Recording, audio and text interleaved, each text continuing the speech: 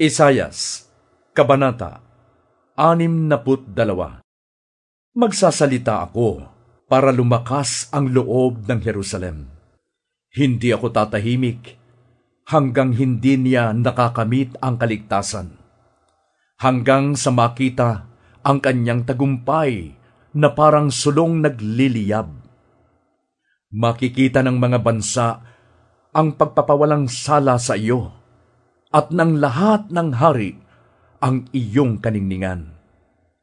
Ikaw ay tatawagin sa isang bagong pangalan, na si Yahweh mismo ang magkakaloob. Ikaw ay magiging magandang korona sa kamay ni Yahweh, isang maharlikang putong nahawak ng Diyos. Hindi ka na tatawaging pinabayaan, at ang lupain mo'y hindi na rin tatawaging asawang iniwanan.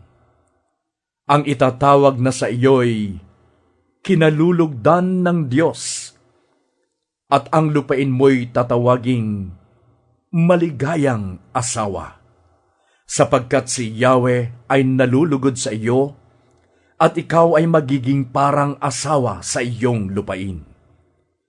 Tulad ng isang binatang ikinakasal sa isang birhen, ikaw ay pakakasalan nang sa iyo ay lumikha. Kung paanong nagagalak ang binata sa kanyang kasintahan, ganoon din ang kagalakan ng Diyos sa iyo. Naglagay ako ng mga bantay sa mga pader mo, Jerusalem. Hindi sila tatahimik araw at gabi. Ipapaalala nila kay Yahweh ang kanyang pangako, upang hindi niya ito makalimutan.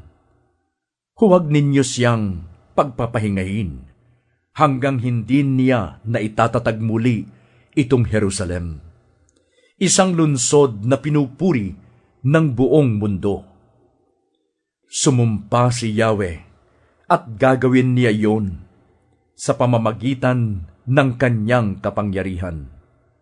Hindi na ibibigay ang inyong ani upang kainin ng mga kaaway. Hindi rin makakainom ang mga dayuhan sa alak na inyong pinaghirapan.